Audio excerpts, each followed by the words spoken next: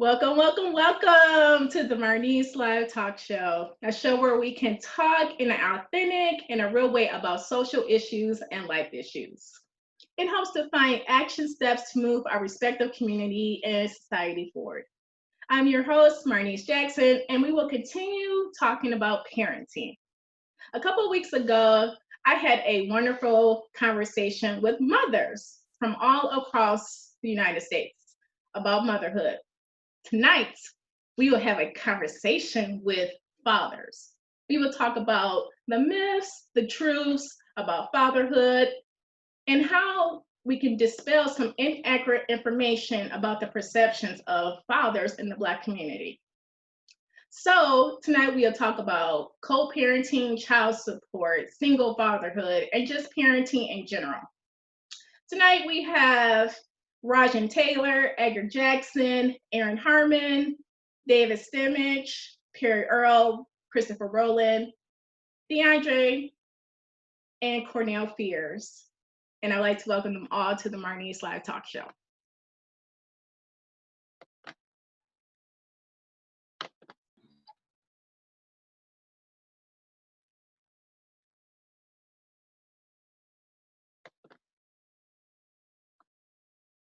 Welcome, welcome, welcome, gentlemen.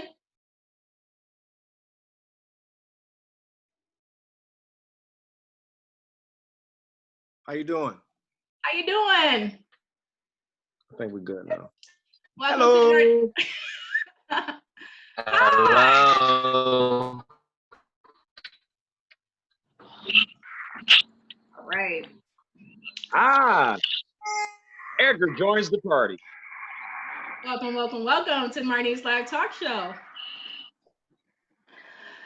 So first of all, I would like to say thank you so much for joining me tonight, and happy early Father's Day to you all. And I guess you're all gonna say it's Father's Day every day, right? Indeed, right. All right, so I would like to go around and have you all introduce yourselves to our viewers. Tell me about you, how many kids you have, and what type of dad are you? So me, I am the fun, strict, activist mama. What type of father are you? And who would like to go first? I don't mind going first. So, Edgar Jackson, what's up, everybody? Welcome. You said, what type of father am I? Oh, so I got 3 kids. I have an 8-year-old, a 6-year-old on Tuesday. And y'all see my baby right here. She just turned 8 months. Type of father I would be labeled as, I think I'm fun, silly, active, and present. I think that they would say, they call me mean, but I think that's more so the strict side of me coming out. They love being around me. I guess that runs in the family, huh? All right, who likes to go next? I'll go. I'm Chris. I am a father of 4, 2 boys and 2 girls. What type of father am I? I'm the cool dad. I'm the laid back dad. I'm the fun loving dad, but I'm also the very stern dad.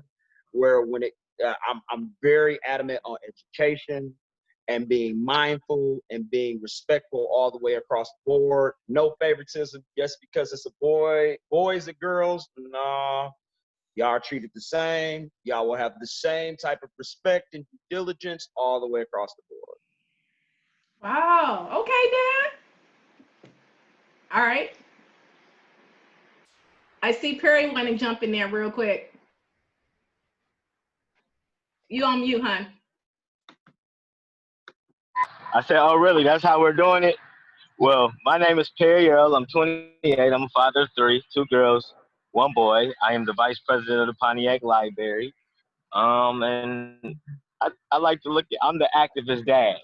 I'm very present in my community. My kids help me. They're involved a lot. Well, my 7-year-old helped me a lot. Other than that, I'm present. I'm very active in my children's life. Don't play with me about my children. So how many do you have? 3. Okay. 2 girls, 1 boy. All right. We wasn't for sure, you know. Girl. All right, all right. You want to start the topic? We can start it now. We'll get there. We will get there. All right. All right. Who would like to go next? I'll go. My name is Cornell Fears. Sorry about that. I actually have three boys.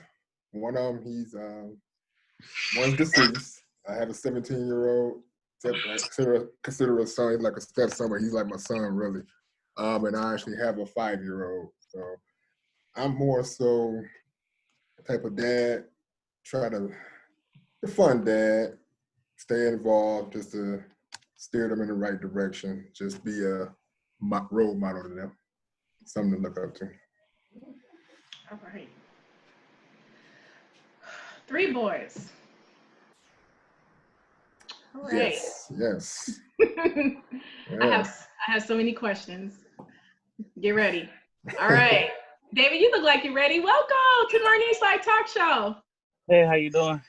Hey. I'm David Stimage. I'm the founder of an organization called Daddies That Care, where we focus on inspiring families. We particularly focus on fathers just kind of stepping up, being engaged, allowing your energy and effort to be all your children need, not necessarily position or money. I'm a father of 4 daughters. Me and my wife are a blended family. We just added our 4th daughter, Brielle, in April.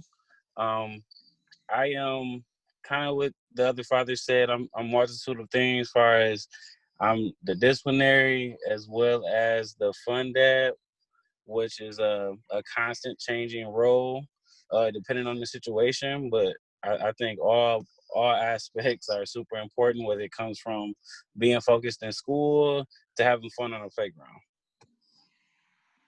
All right. Deondrea, you look like you're ready. You on mute.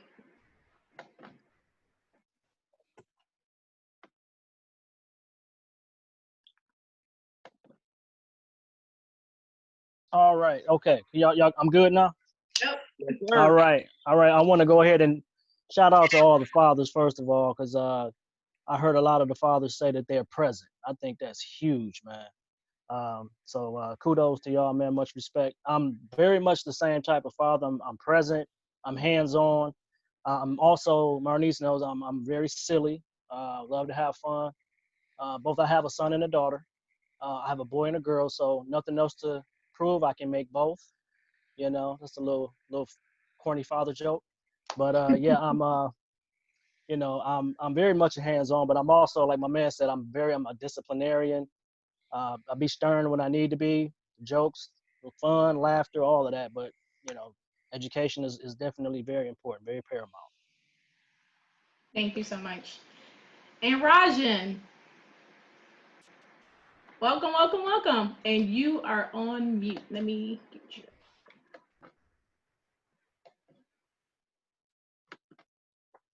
All right. Can you hear me? Yep. There you go. Okay. I'm Rahgin. I'm 35 going on 36. I got the one kid, Zion. He just turned 2 in March, about a week before all this COVID stuff jumped off. I guess I'm a little too new to know what my kid would call me. Besides dad, I don't have a special dad name yet, but I think people would call me an active, engaged parent as well so far. All right. Well, you have to be parenting during COVID with a 2-year-old. Right. Wow. I'll be honest. I came on here, like, when I seen that list, I'm like, oh, I'm about to get some good advice. I ain't even going to talk that much. I just Oh, yes, you are, because I know you a talker, Rahgin. All right. So could you all tell me what has been some of the best experiences that you have had since you've been a father? Waking up next to my child, seeing them smile. Most fathers is not. I mean, some fathers aren't blessed to have that. So I'm blessed. I'm glad that I do have that in my life. Amen. That's right. The best. Let's see. Because each one of them, like, I've had my own special moments. Like, with me, especially living in South Carolina, and my oldest three are there, moments like when I come home and surprise them. They have no clue. My oldest son is more laid back with it. My oldest daughter she's a daddy's girl. So she's jumping for joy and almost crying. My youngest son, what can I say? He just says things and he's happy. And of course, you know, when I have my daughter, my youngest daughter, you know, she's just the happiness that my children give to me because I am that active, involved, adamant parent with all of them.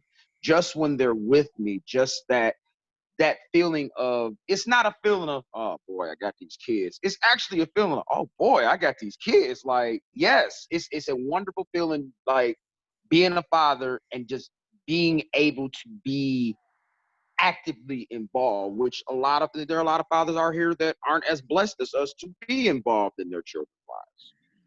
Man, true. Sure. Deondrea, did you want to add to that? Like, what has been some of your greatest experiences? Well, you know what? For me personally, my perspective is always, I would say all the fathers is great. Once again, kudos to the fathers because we don't get this type of attention, good attention, So, my experience is that my son, what I didn't share when I was talking about my kids, my son is actually a special needs child. He has autism. Now, with that being said, that the fact that he has autism, it's different from the perspective of, if you guys know anything about special needs children with autism, is that you experience a lot of firsts. Even as he's 17 now, he's getting ready to be a senior after this whole situation happened. He's going to be his final year of high school, but you experience things for the first time. Like, even at this age, it's things that he's still doing for the first time, which is still like amazing. It's mind blowing. So that is definitely some of the most, joyous occasions and events that happen as far as being his father, and my daughter as well. She's definitely, my man said, like, she's definitely a daddy's girl, and so I can definitely relate to that. You know, just to piggyback off, which I commend you to the fullest extent of the law, my friend. My oldest son has PDD. It's a higher functioning autism, and he'll be 15 in July. He's getting ready to go to the 10th grade. So when I completely understand what you mean when it comes to that aspect, you know, especially when you're dealing with a special needs child, you have to handle certain things as a parent a little bit differently than the normal standard. So kudos Absolutely. to you, no doubt. Thank you, sir. Appreciate that. What about you, Cornell? What has been some of your experiences? Some of my experience has just been like they said, it's coming home from work, just seeing how happy they are to see you. Just, hey, daddy, and what are you doing? Or I want to show you what I did, or show you something. That there just really, it means a lot. It's like, no matter what kind of day I might have had, work or whatever, come home and see that, and just like everything, just you forget about all that. So right, cool. True. Yep.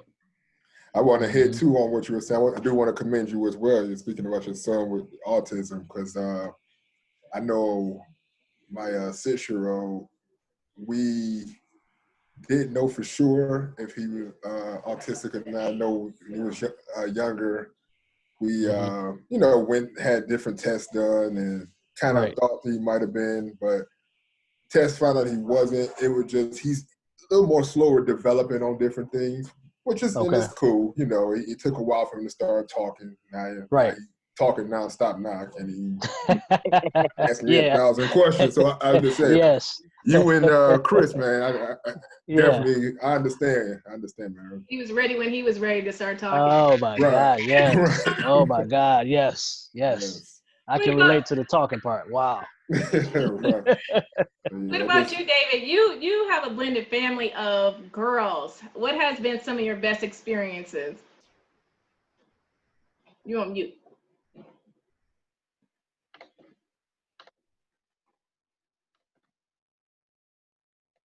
Hey, David, unmute yourself.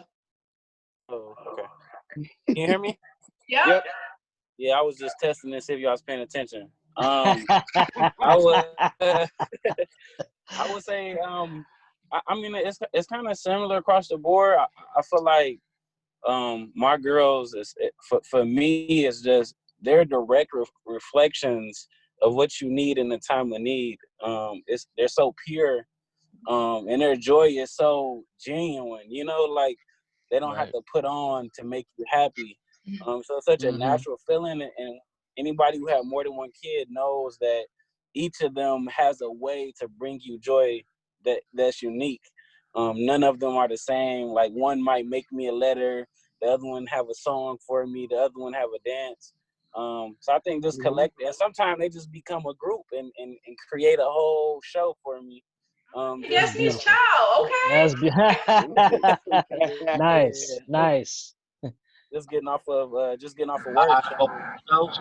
Anytime you're active, man, your kids will give you something that you can't buy.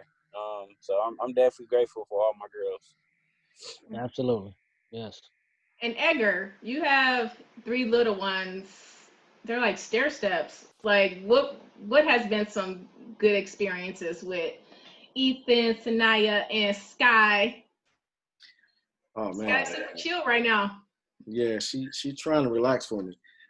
Man, some of my best experiences has been similar to the other fellas, especially the coming home from work when they was younger. They don't do it as much no more, but I used to enjoy coming through the door and they run into me. But more so now, just watching them evolve and come into their own. So with Sanaya turning 8, she's coming into her different development of just a different age group of understanding and growth, and just seeing the older, seeing that development grow in her, seeing her being older, helping her brother, helping her sister, being a really big help around the house with other things. So that's been a joy to watch. Also with my son, just watching him develop, having some of those similar thoughts of, what's going on with my son? Is he growing up? Why is he shy? Why is he crying so much? But as he's developing those emotions and coming to his own and really picking out things that he loves to do, that's a joy to watch. And then this one right here, man, I got to see her struggle crawling, y'all. Man, that was a blessing to see. Yeah. One of the things I know she's gonna be a fighter, because when she was learning to crawl, she would get mad if we tried to pick her up and stop her from stop her from the struggle. But since if she was sitting there getting mad and crying, we want to console her, we want to pick her up. Right. But she would get mad because we picked her up. Like, nah, let me figure this out. A couple of days back, she was crawling, so now she on the move. She chilling right now because she watching TV. She watching everybody with me. But other than that, she'd be on the move until about bedtime. All right. Nice. Rahgin, so new dad, 2 years. What has been some best experiences? Well, it's a couple. The first one, and I don't want to seem narcissistic or whatever, but he look a lot like me. Okay. And that just looking at him is like it's a reflection of like when I was his age. It's actually scary. Not just that, I'm left-handed, and I walked into his daycare one day and he eating with his left hand. I'm like, yeah, so that got me kind of hype. Then there's other things, just discovering stuff that he can do. Like one thing is when he busts into the baby shark dance. I'm like, he can do that, Then another thing, this kind of gross but kind of funny. I thought it was funny. We trying to potty train him now, and so trying to when we hear him sort of pass gas, we like, you gotta boo boo, like try to get him onto the thing. One day I cut wind around my wife or whatever, and he look at me and say, "Go boo boo," and so stuff like that. It's just kind of funny to run into. Oh my gosh. Oh man. That's funny. And it's okay to be narcissistic, about your kid, because honestly, I mean, if they have bad behavior, come on now, but that's a different thing. It's like sometimes fathers don't get the credit that you all deserve. Like, mostly you hear about mothers, oh, you look just like your mama and you act like your mom. You don't never hear fathers saying, well, people talking about fathers in that regard. So I want to ask you all, tell me about your definition of fatherhood. Because women, mothers, we have our definition of what fatherhood should look like, but we never been a father, right? So could you tell us what is that definition, and especially being a Black father? Oh wow, it's a great question. Y'all know I'm a Black Panther. I'm gonna go there. Great question. Yeah, you went there. You went there. There will be challenges today. I don't know if I can go first. Who's going first? Because I'm light skinned. Don't pop it off, my light skinned brother. I just said, I think a definition of a father, I think what a father is different for every situation. I think that it shouldn't be like a fine line between what a father is. It should just be core values at the root of every father. So for instance, if you're in a separate home of your child, that changes the ideology that you're not in the same home, but it doesn't take away from what type of father you could actually be. So I think just those core values of just persevering to be the best father you can be in your situation, I think is just golden. You know, it's been times where, you know, everything wasn't in my favor to see my kids as much as I wanted to, but I did everything possible to be there, whether it was going on my lunch break to the daycare or going to the babysitter's house that I wasn't supposed to know about, or, you know what I mean, making phone calls, video calls. And then I think also it's a misperception of the father role is that we're not necessarily defined the same way as women because we're designed and built differently, right? We're designed and built to provide and protect. And I think depending on the perception of the father, that may look a little different, right? Like you may have a father who works a little bit harder, but if that father still has that same value of I'm trying to provide a better life and better quality education for my kid, I don't think that person is less of a father, because you have fathers who stay in the same home that are completely not engaged at all. Right. True. Or So may I think that not be a provider. Big fat. Yeah. Okay. Let's see. Being a father to me is, let's see, I'd have to say strength. I'd have to say empathy. You have to, being a father is patience. Like you can't do everything that was, you know, so let's say done to you as a kid. You can't, you know, say you can't necessarily take that step and go back as far as your kids. You have to raise your children for the time frame that they're in. You're you're preparing them for war in time of peace, so to speak. You know, as far as you push them for things, a lot of people try to do this when it comes to children, and this is a little drives me crazy.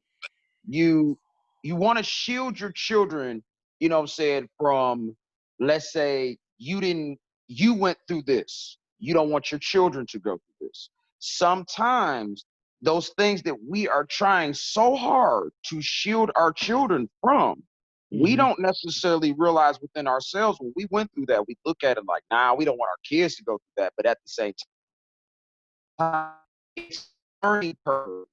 Sometimes people have to go through that learning curve. No matter how much you would try to steer them away, it's the best thing for them. I mean, we turned out pretty good. So in that sense, you know, I just keep those core principles, and that is what has made me so far successful as a parent. I mean, I pretty much started all over again with a 1-year-old, but so I get to practice those for another long time.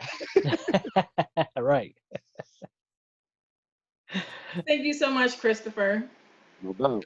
Anybody else have thoughts on like your definition? I would love to hear from you all about being a father and your definition of a father, because society, the world defines what fatherhood looks like for Black men specifically. Well, for me, So it's like, what is your definition? it's like To me, I feel like it's an opportunity to start over because I didn't really have a father growing up. You know, my sister Tawana kind of was like my father. Like she kept me off the streets and on the sidewalk. So to have children and to be everything that I wanted my father to be, I think that's the best way for me to say that. But constantly evolving, because what I realize is just like that tree out in the front of your yard, it's gonna grow. It's gonna, when you come out in the morning, it's gonna be something different on it. That's how your child is upgraded. So I feel like as a father, it's important for me to constantly upgrade what books I'm reading when I'm away from my children. How am I being a father? How am I treating people in my life? Because I kind of want to bring that positive energy back home. I don't want to bring that, oh, I'm woe out, I'm tired, I've been working 12 hours today.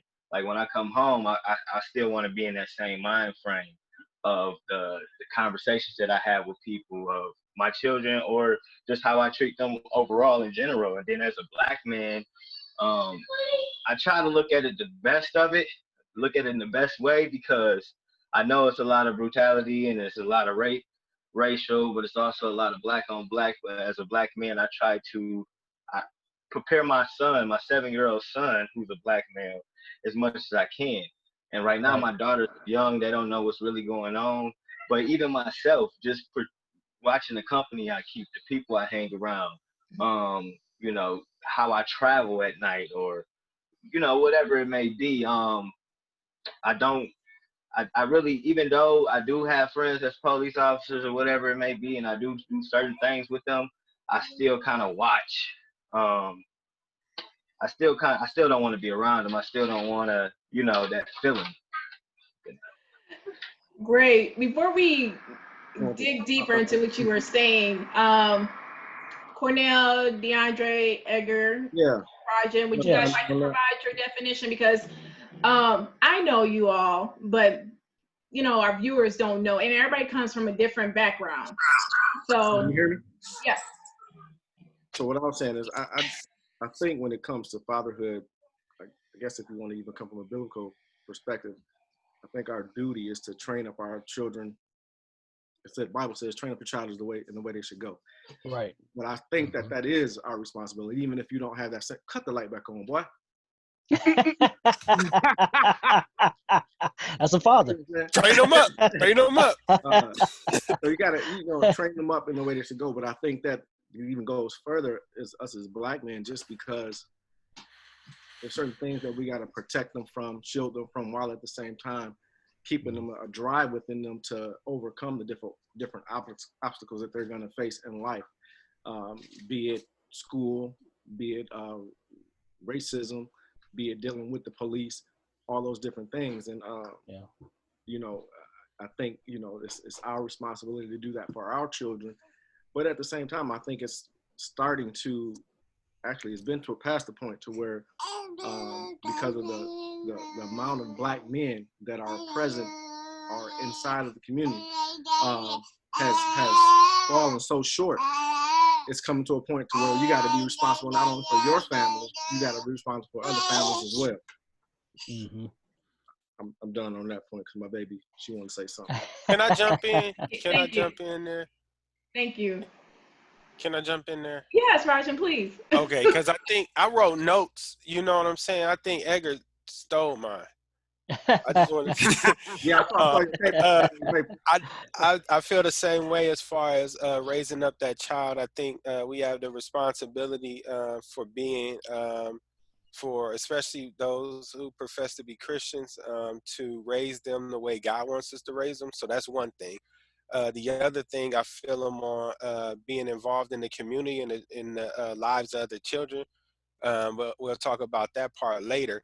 I just want to say, like, I think the best example of how I see a father, especially in today's age, one that you could get from TV or movie, is the father from The Hate You Give. I don't know if anybody's seen that. Oh yeah, it's a great movie. It's a good movie. But that would movie. be the best example. Yes, absolutely. Absolutely. Did you want to add anything about your definition of fatherhood? Yeah, pretty much.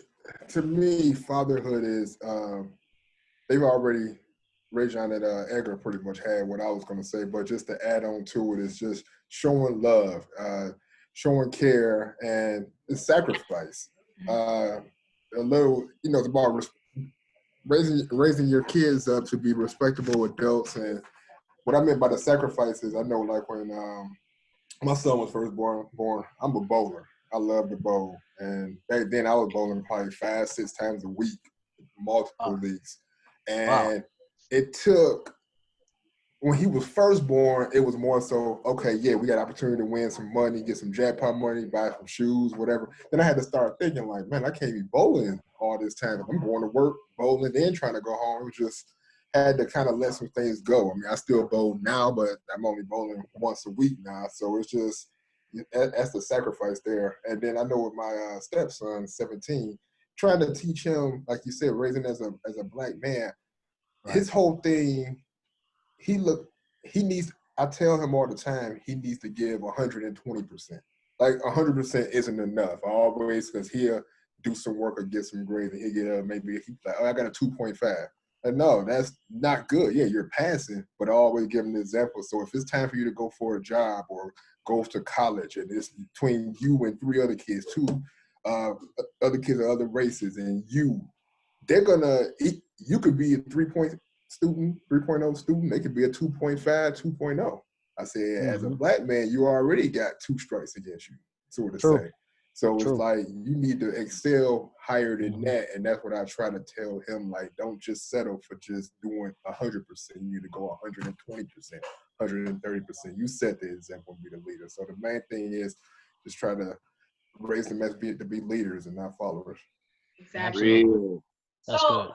So as fathers dealing with, as black men, fathers, dealing with the racial tensions that we have in our country that has never went away, how are you preparing yourself mentally, emotionally to have the conversation? Rahgin brought up the movie The Hate You Give, where his daughter was there when her best friend got murdered by a police officer. And we see that's going on today, like every day. How are you preparing yourself to have these conversations with your sons? I mean, even your daughters, right? Because they're attacking our daughters, especially in the classroom. How are you preparing yourself emotionally and mentally to have these conversations? And when is the appropriate age when you have that conversation? You know what? I'm gonna take this one first. I've been privileged to actually not have to bring up per se the topics of conversation myself. My sons have actually, on separate occasions and together, they will ask me about things that are going on, especially my youngest son. He'll ask, well, Daddy, why did he call me yesterday? In fact, about what happened with, in Minnesota. He said, Daddy, why does that police officer have his knee on him like that? He can't breathe. And I said, well, son, he was incorrect in what he did, in the manner of what he did it. But what he was trying to do, he was trying to restrain him. He just did it in the incorrect manner. You just have to, and I explained to him, you have to be mindful when it comes to the police. You do what they say.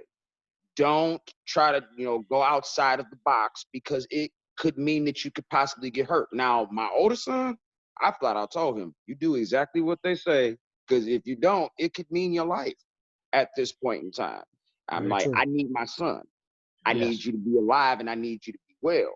My daughter, on the other hand, it's a little bit difficult to have the conversation with her because she's 11. She's asked me, but she cries a lot when it comes to it. So I said, maybe when she's about 13, 14, we'll have this conversation. She's a little older, a little bit more mature to understand, and, and give her pretty much the same type of advice that I would give my sons, because again, she's an African-American woman.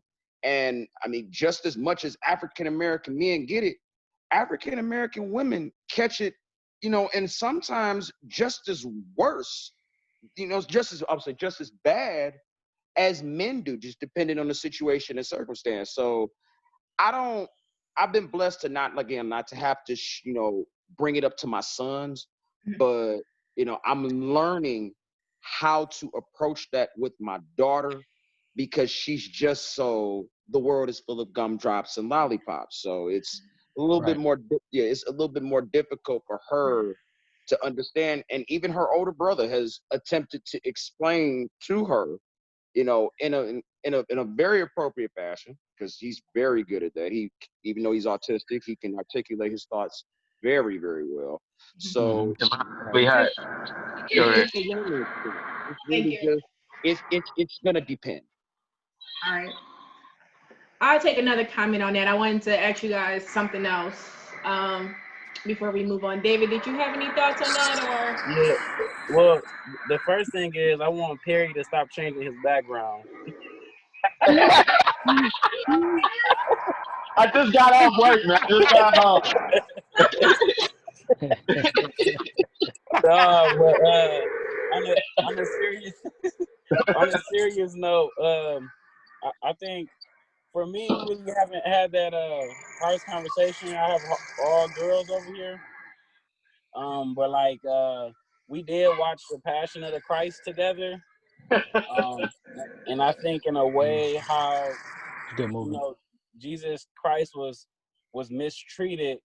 I try to have that conversation in a nice PG way as possible. Of it will be people that will treat you different and they don't know who you are.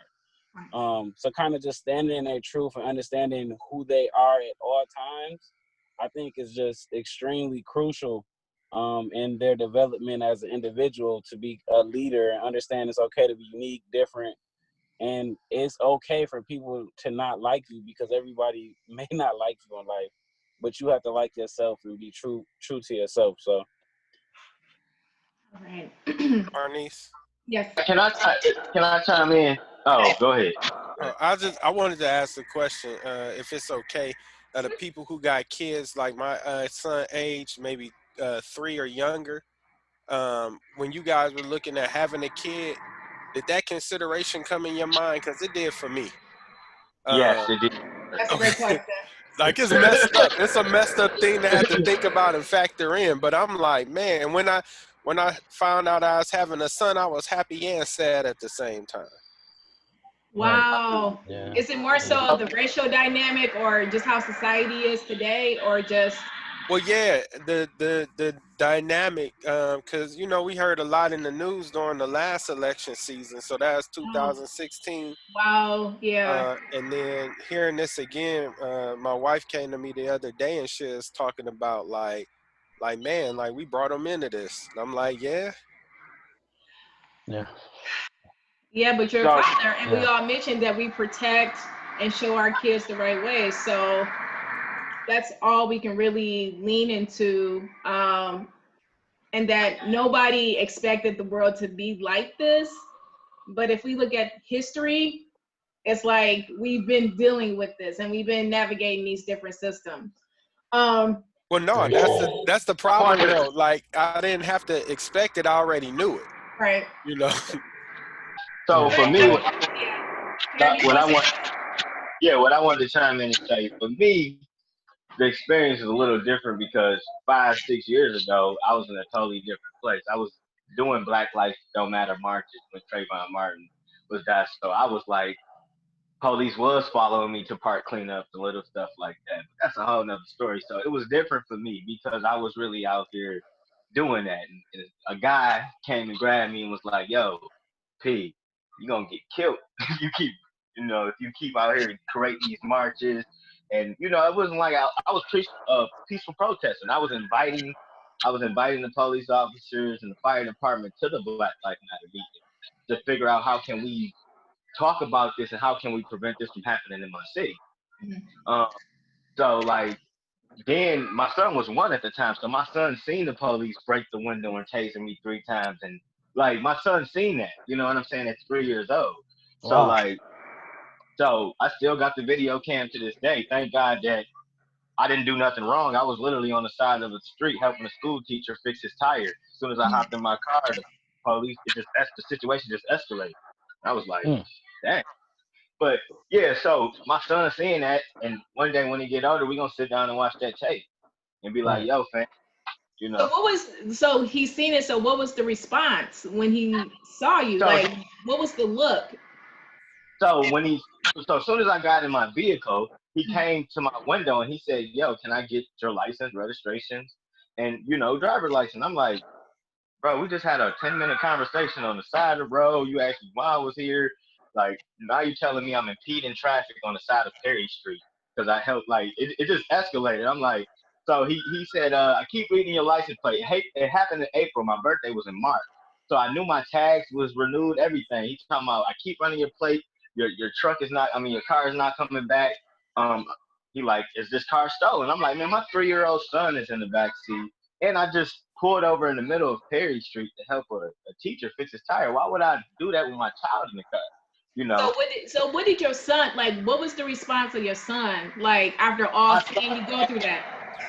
I mean, he still remembered to this day, but then he couldn't really react. He was seeing it, but he didn't know what was going on. Like, for real, for real. So, but in the midst of, I knew because he was telling me that he was going to bust the window. So in the midst of it, I was telling my son, like, "Yo, me and the cop are having a misunderstanding right now. Um, Everything is going to be okay." Like, I was talking to my child, like telling him, like, everything going to be okay. And when he bust the window, I went to cover him, and they thought I was going to reach for a gun, and they tasered me. So, Wow, yeah. So, man. Wow, I'm Mm. sorry, Perry, that happened. Right. yeah. It's Okay, terrible. so I'm gonna switch gears real quick. Since Father's Day is coming up, and it really doesn't get a lot of recognition like Mother's Day. I'm gonna be honest about that. How do True. you all? True. Big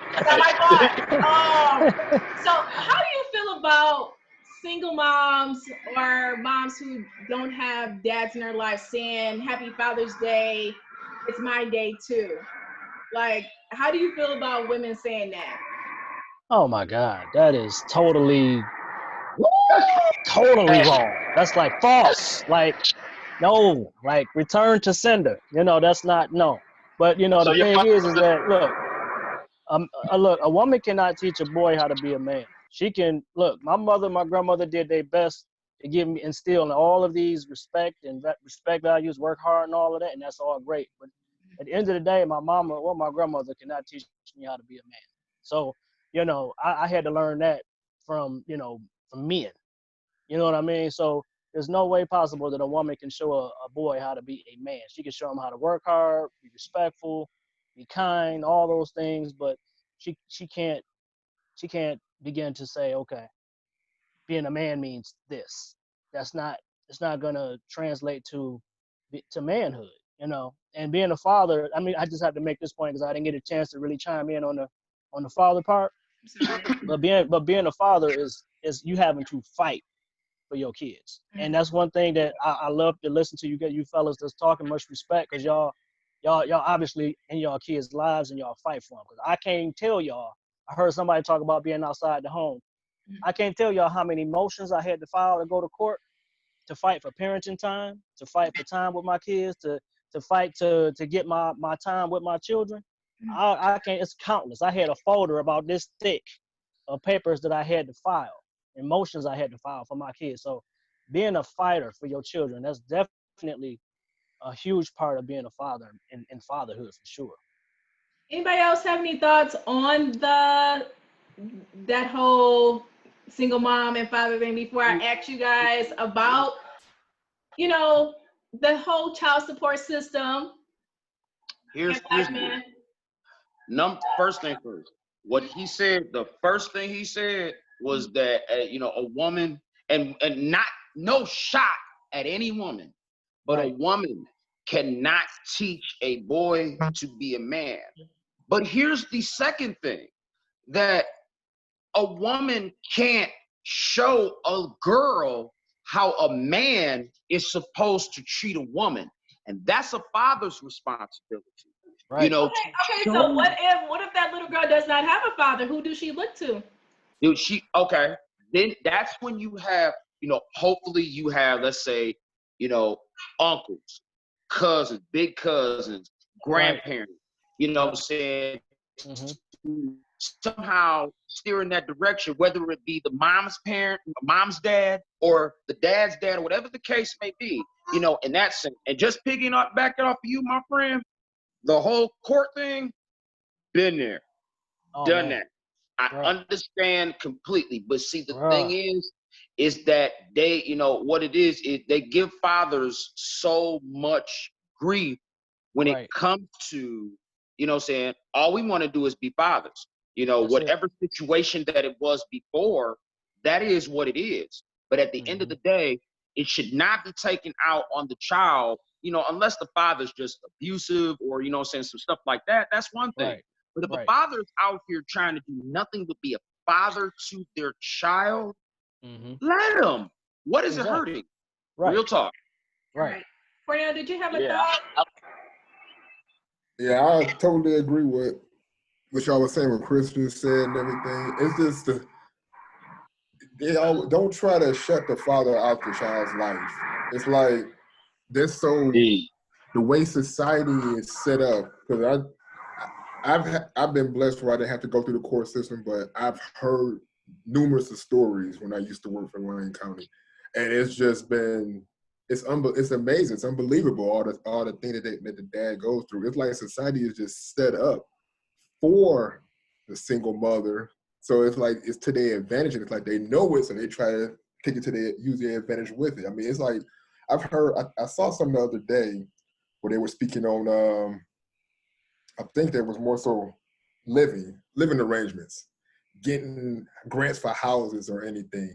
It's like the whole thing is a woman, a single woman can apply to get this grant, get that grant, and then it might get a house, some kind of deal, and then the stipulation is you can't have a man living with you. Oh, you know, that's systematic. You know, that's been since the 80s, the 70s and 80s with the welfare cream. This is nothing new. Right. So to get ahead of that, why is it that fathers and mamas, I hate the baby mama, baby daddy thing, but why can't, from the beginning, you know that you have this kid on the way, why can't you guys create a co-parenting system to work around the child support system if you know that the fathers are most likely going to be the one going to be on child support?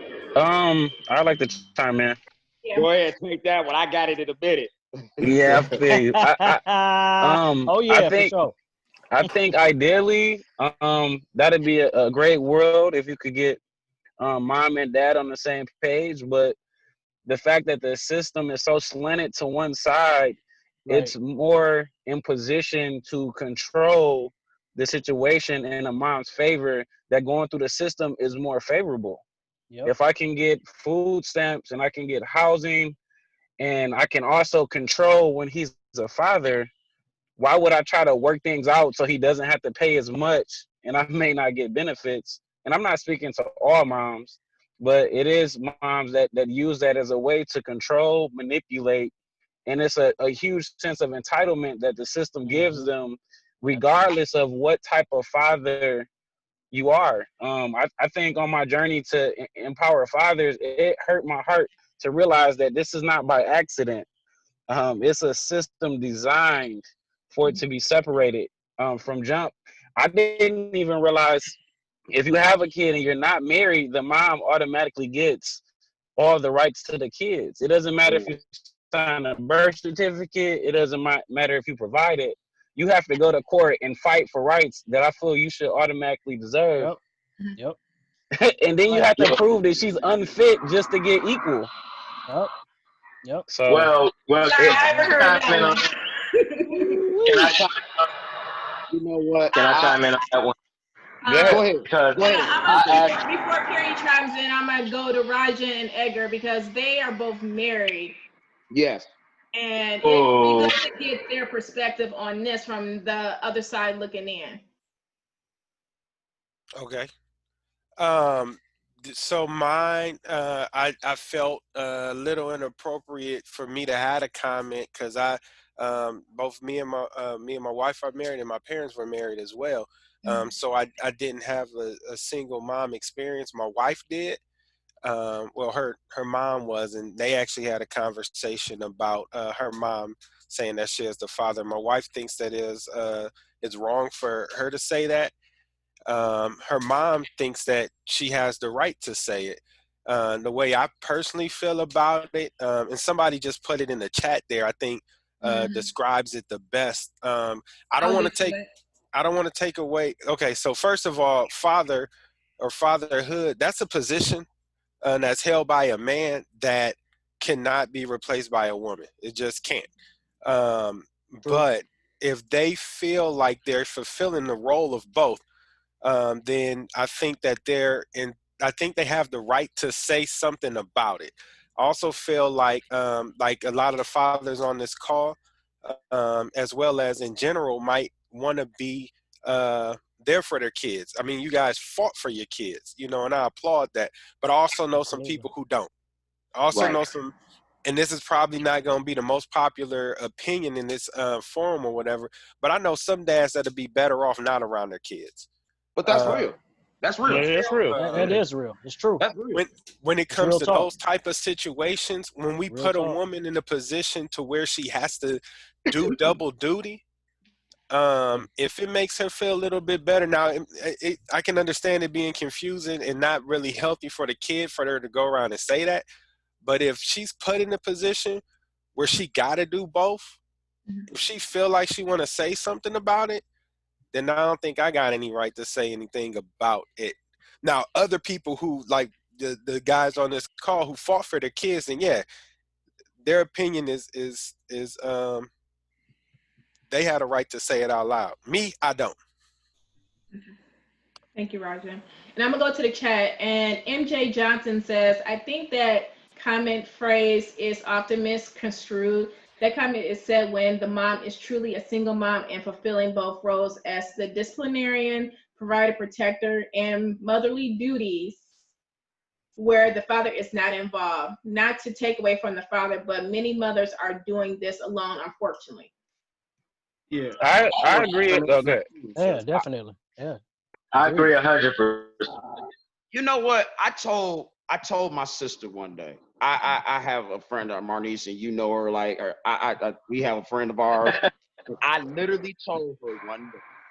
I call her, and that's why my opinion is now different from what it was years ago. About 10 years ago, I called her and told her Happy Father's Day, and she called me when she called me back and said, "No, I get why you said it, but no, you know, I do everything, but at the end of the day, that is their father, and I will respect that."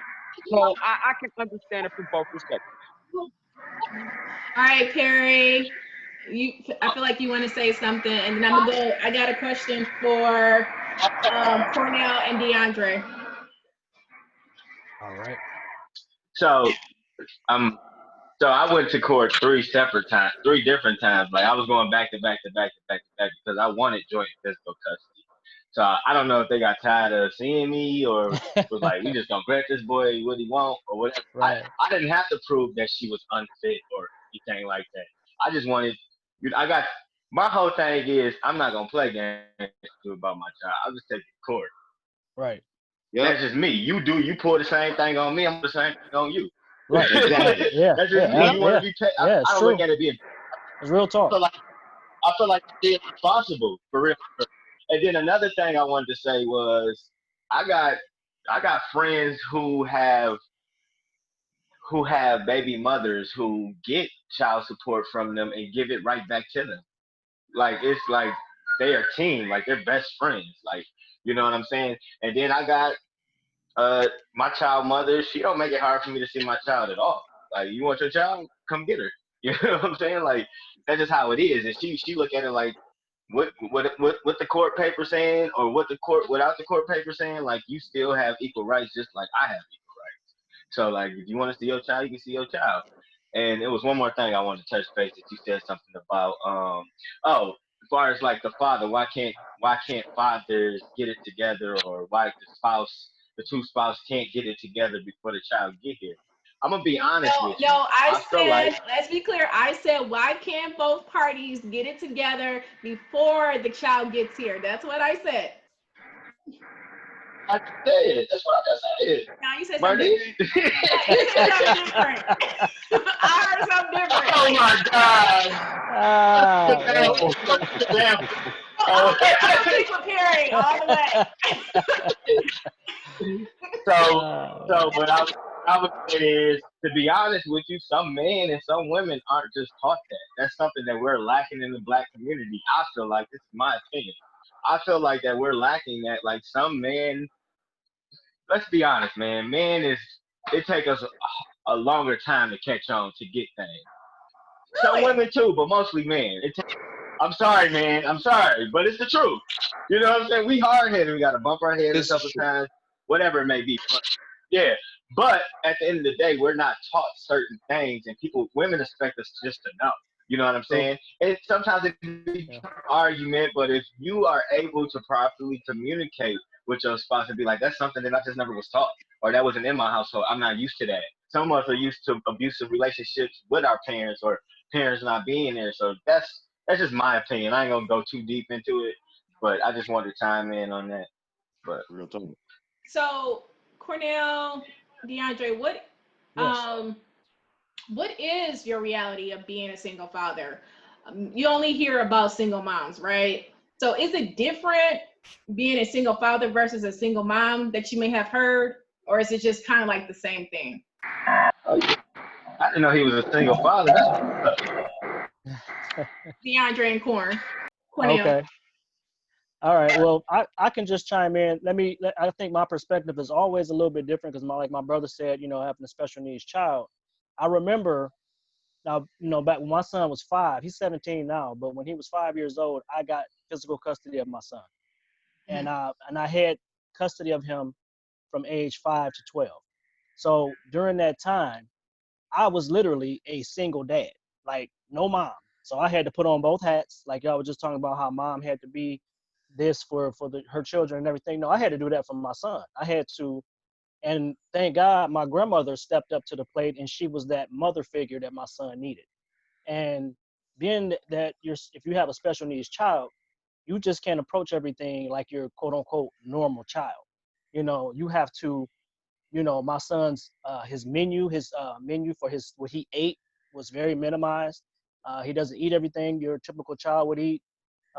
His study habits, his education, everybody who was affiliated with him, who parapros, speech therapists, counselors, therapists, all that. It was all, all touchy-feely, and you really have to make sure that you do what you had to do. So I don't think it's that different from a man versus a woman. If you are a father, a single father, or you're a father, period, at the end of the day, I would hope that we both want what's best for the child. And at the end of the day, I know I want my child to be in the best situation, to be successful, to get properly educated. And so, I had asked my church members, I reached out to several people to get some help because I didn't know much about autism. I didn't know much about being a father. This was my first child. So I really was authentically and honestly reaching out to people, asking, look, man, I don't know, what should I do in this situation? Like, this is my first child. I've never been a father before. So I was trying to get help any way I could. But my grandmother was that person who really stepped up to the plate and helped me out in a great way. Thank you. Cornell, do you have any thoughts? Yeah, well, I agree just this with everything you just said. I like that. But one thing I could say is, my son was first born. Me and my son's mother, once we broke up, we had the co-parent. We really had a good relationship. The co-parenting was great. We were there for each other. We knew that the bottom line was to take care of the kid, take care of my child. Unfortunately, 2 years ago, my son's mother passed away with from lupus. So, sorry to hear that too. Yeah. So this is like my perspective now. My reality is talking to my son with knowing in the back of my mind that he doesn't have his mother now at such a young age. One thing I could say is he looks at my mother as the motherly figure, his grandmother. My family has really came together as far as my mother, my sister, my dad, just to keep everything as normal as we possibly can, you know, given the circumstances. So, my main thing, my whole mindset just changed on life, period. It's like I was talking about earlier about sacrifice. It's like now my sacrifice then got even more. I sacrifice even more now, because now it's like, dang, I got to really, you know, play, like you said, have on both hats, mother and dad. And it's just me, you know, I got to do what I need to do to take care of our child, you know. It's still, you know, the main thing I try to do with him is to keep his mother's memory going. Don't want him to ever forget his mother. And, you know, same thing with the 17-year-old stepson. You know, he's older, so he understands more about his mother being gone. But it's just like, just wanted to know that, here, I'm still here for you, whatever you need.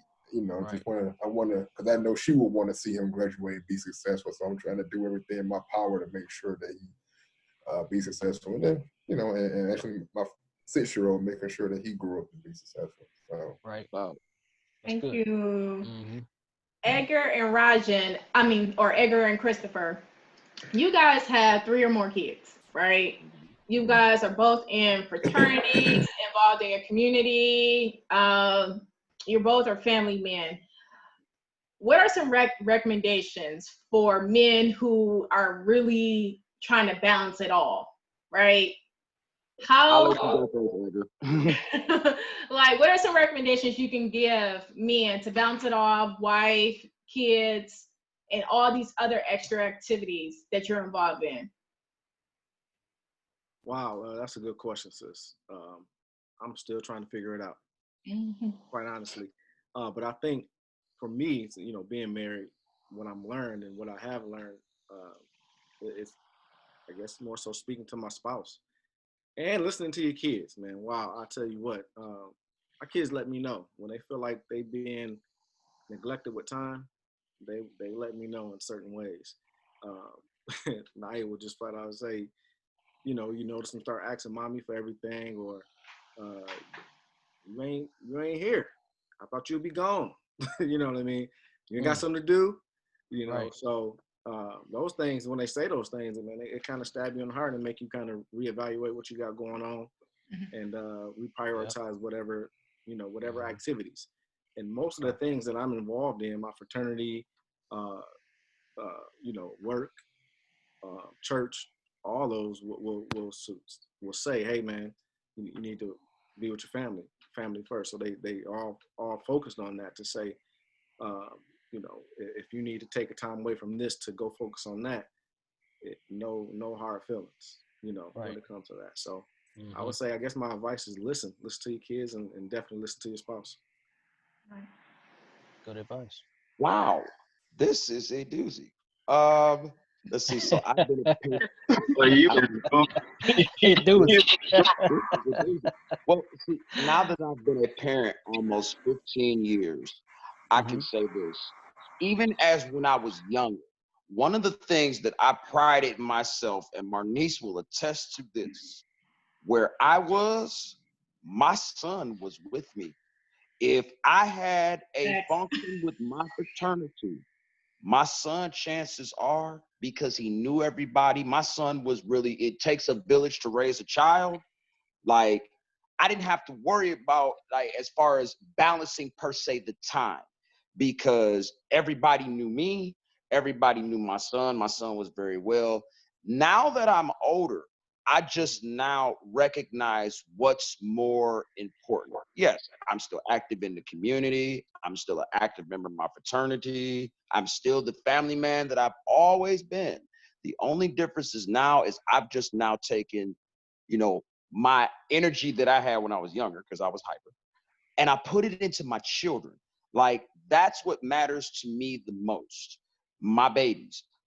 I talk to them as regular as I can, as much as they answer the phone. The most I talk to is my daughter, because she calls me every other hour. But nice. But yeah, it's just really how you focus your time and your energy. It's what's important to you. If being a father is important to you, you're not gonna let anything. I'm gonna give you a quick example. For Christmas, I normally get my kids during the week for Christmas break.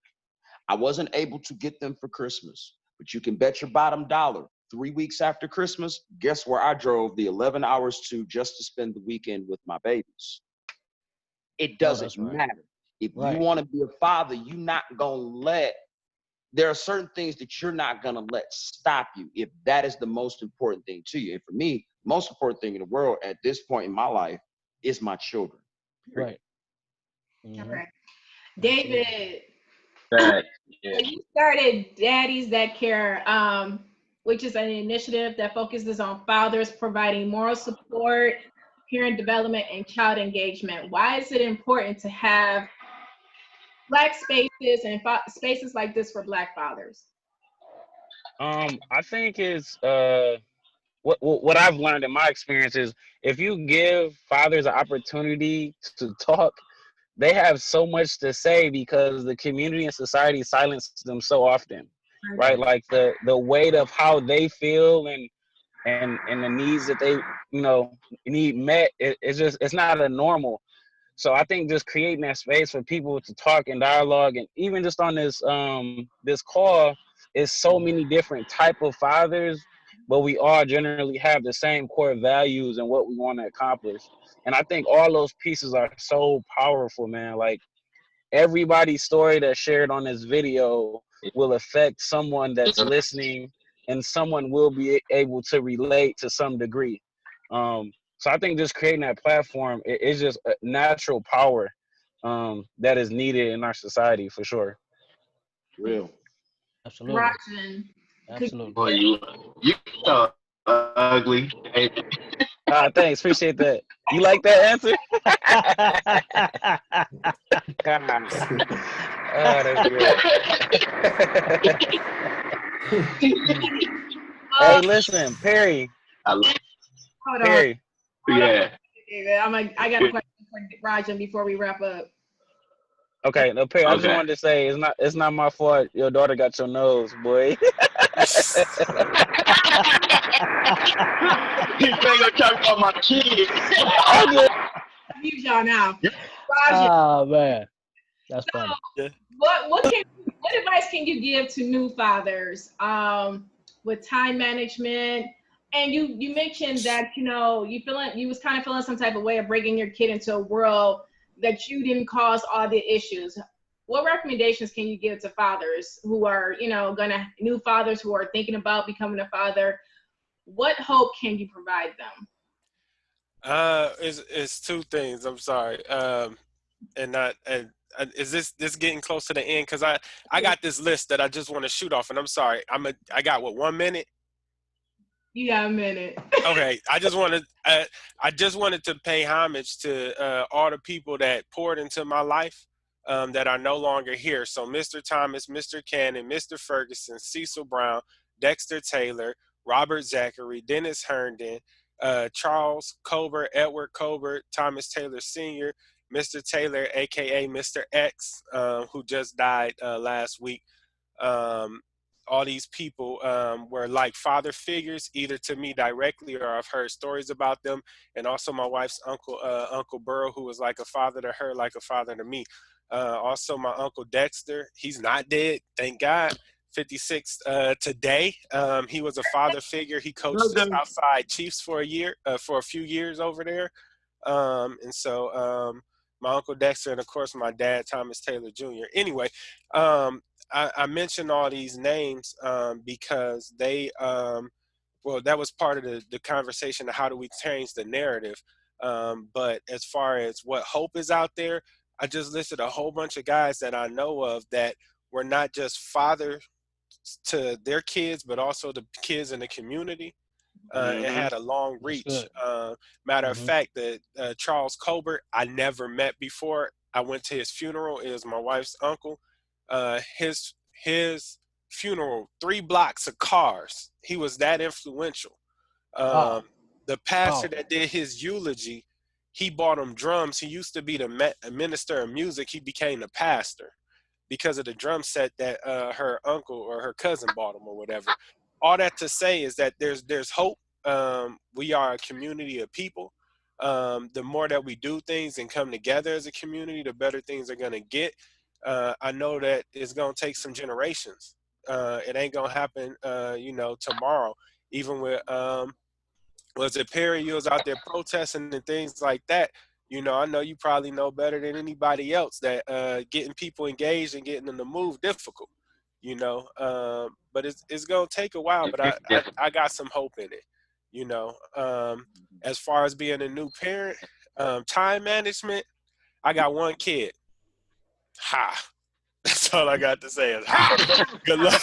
I do wake up earlier. I do wake up earlier to try to get some me time. But other than that, I woke up early the other day. He was already up looking at me. So I don't know. Oh yeah. Oh yeah. Last question for you. We're talking about changing the narrative. What are some suggestive ways that we can change the narrative on how to build positive relationships with multiple baby mamas? Oh, you want me to take that one?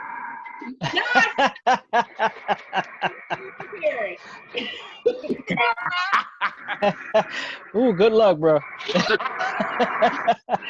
I've been waiting on that one. I've been waiting on that one. Oh man.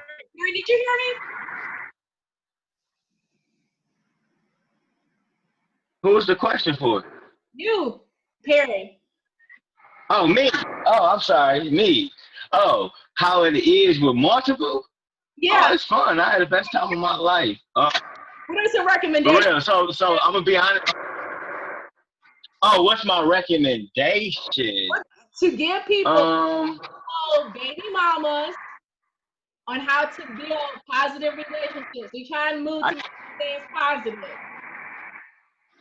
Oh, positive relations. Just proper communication and keep your feelings out of the situation. So more so like a business relationship. No, not that. I mean, if you can work it out, work it out. You can't, you know, move on. You know, be the best co-parents that you possibly can possibly be. Get counseling if that's what you want. If that's what you see, you know. Okay. Huh? Counseling. That's a good. I think spouses. I think black people are the only people that won't go sit on somebody's couch. Man, you telling the truth, bro. We wasn't taught that. We were not taught that growing up. You didn't hear that growing up. Right. Not the black household. So I want to thank you all for being on my talk show. Christopher, you look like you have one dying comment. Yep. I got one giant comment for what you just said. Do not treat, unfortunately, yes, I have 4 children and I have 4 different baby mamas. Yes, I do. Now, I'm going to tell you this. Do not take the first, like, one situation and go to the next and treat it the same. You can absolutely not do that. It's 2 completely different, utter situations. It will make your life easier if you got multiple baby mamas. Even though you may treat your children the exact same, they don't, because that's their child versus that's their child versus that's their child. So go into, if you're in the situation, go into it with an open mind, not a closed mind like you had in the last situation. That's to all the fellas out there, for real. Right. All right. Hey, before y'all leave, can y'all invite me y'all numbers? We need to, follow up. Sorry, Marnese. It's okay. You guys are in the chat box, so you guys please connect, and we will definitely have a follow-up conversation to have a deeper dive on this conversation. I'm all about forward movement in the Black community, and I learned a lot from you all today about fatherhood and parenting. I actually stopped saying Mother's Day to myself because I play that role, and I am an awesome, I do it all. So I will have to say, pay homage to all of you all for all the work that you do and working through all the different situations and all the difficult situations. So happy Father's Day. And Thank you. It's every day. Happy Father's Sir. All of your fathers and your uncles and everybody who celebrate. Also, I want to say Happy Father's Day to my father, Edgar Jackson Sr., who don't celebrate because of religion reasons. However, my father, and yeah, Happy Father's Day, Dad. So I would like to say goodbye to you all. And before I do that, I would like to give David and Cornell a chance to talk about their initiatives. You guys got 1 minute. You have 1 minute to plug your business and to talk about Fearless Photos and Daddies That Care, because I love advancing Black people doing awesome things. So who would like to go first? I'll go first really quick.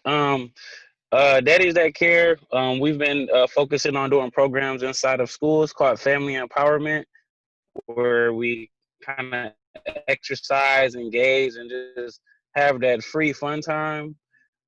As of right now, that's kind of the most space that we operate in. I've been working on new ways to strategize and do, impactful things instead of just doing things. I'm also working on possibly creating some space where fathers can talk on the social media. If you want to reach out to me, my personal number is 248-875-1353. I repeat that, 248-875-1353. Right. All right. And Cornell, would you like to go? Pretty much. Oh, thank you. You put the picture up there. Fearless Photos. I know we're going through the quarantine now, so not much events going on, but we actually have a family business. Me, my mother, and my sister. There's a photo booth, selfie station where you take pictures, send it to your social media page, print it out right there. Been in business now for a little over 2 years, so it's pretty cool. We're looking forward to getting back to it once we're off punishment or off a lockdown, so to say. So website, I think she got it posted up. Oh, she does it. Website is fearlessphotos.com, www.fearlessphotos.com. Contact numbers right there, 549-4228.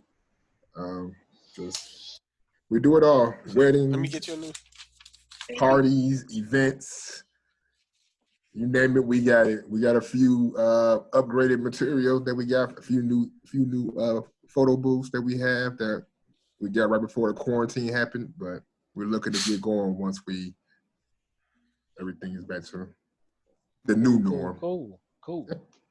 Thank you, Cornell. And you also, they do really good work. I still have pictures from my fraternity brothers. Oh yeah, right. Annual dinner, and I'm not being biased because I know Cornell, but the customer service is great. So, and that's one thing I really do believe in is great customer service. So reach out to Fearless Photos. Absolutely. And then I want to also shout out Meredith Renee Design Studio. She does woodwork. If you're in a fraternity and sorority, she creates projects for fraternities and sororities. Also, she can host your vision board party. She also does photography for weddings and also help with logo creation. So on the Marnese Live Talk Show, I make sure I shout out 2 businesses and a community plug every week. So make sure you follow them on Facebook. And you will also see their information on the Marnese Live Talk Show Facebook page. So the Marnese Live Talk Show on next week, we will continue to talk about anti-Blackness for the month of June. Next Thursday, June 7th, 2020, 9 p.m. Eastern Standard Time. We have a panel of phenomenal guests and how anti-Blackness shows up in the Black community and in other communities. So tune in to the Marnese Live Talk Show. And so I want to thank you so much for watching. And don't forget to subscribe. I'm on YouTube at the Marnese Live Talk Show, on Twitter, Marnese Chris Jackson, and on Instagram and Facebook at the Marnese Live Talk Show. So thank you all and have a wonderful night. You do the same. All right, fellas. All right.